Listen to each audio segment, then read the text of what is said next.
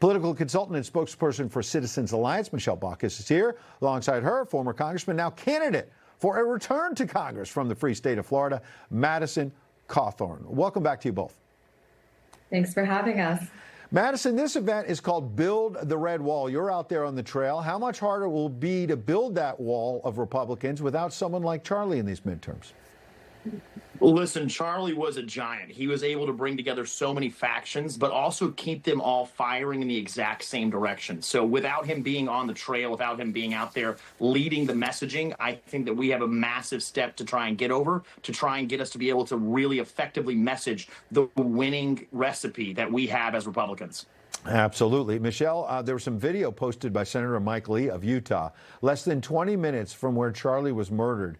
There was a pride event in Provo, Utah, and they had kids, the adults obviously had the kids, hitting a piñata with Senator Lee's face on it, and there was a painting depicting the president's severed head.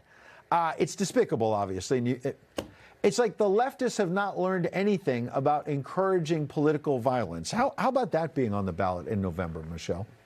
Yeah, when people show you who they are the first time, you should believe them. And look, this should not be tolerated on the left or the right. It's absolutely despicable. And yet here it is encouraged on a college campus. And this is why so many people, Nick Shirley, for instance, now has to have security with him because of the violent rhetoric around the Democrats and what they want to do to Republicans. I mean, it's so despicable. And I truly hope that we can come together in the middle and understand that there is a line that should not be crossed, especially after what just happened to Charlie. Yes. Madison, you're on the trail talking to real people. I want to sneak in a question about Iran as we wait the president. New poll by our friend John McLaughlin, Jim McLaughlin, McLaughlin and Associates. Majority of voters, 52%, approve of military action, eliminate Iran's nuclear missile program. It's an improvement from last month. 87% of Republicans on board. Now gas prices are coming down. A couple minutes ago, the White House posted this video. We got this little soundbite. You are watching a master at work.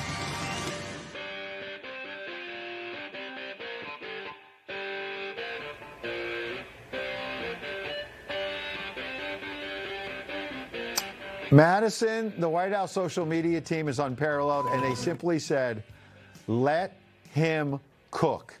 Can your party save control of Congress?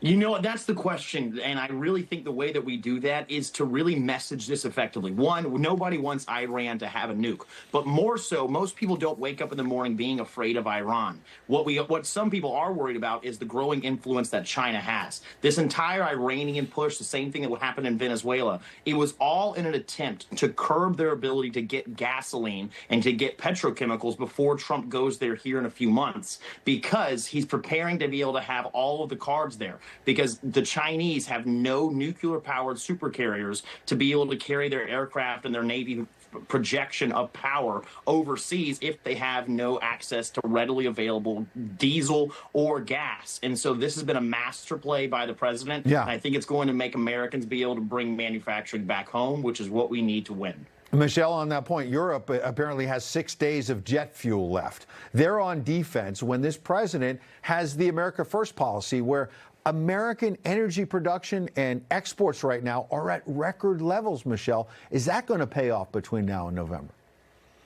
That's what I'm hoping, and that's what I think everyone is looking for. We want to get an end to this soon. At the end of the day, the number one issue for voters will always be the money in their pockets and how far can they stretch that. But you talk about energy independence. We look at it. The U.S. Strategic Petroleum Reserve has about 409 million barrels of crude oil ready to go here in our country alone. We talk about energy independence. It's something that Trump is big on. Obviously, I'm from Pennsylvania, so he really spoke to Pennsylvanians about fracking. This is something that I think we're going to be focusing on in the years to come, and what Trump is looking for. You look at that blockade, right? That affected China the most. Yeah, it hurt China, it hurt Iran, and now it's going to help us win this war, I think. Michelle, Madison, sounds like a ticket for the Republicans someday. Thanks for coming on. Have a good weekend.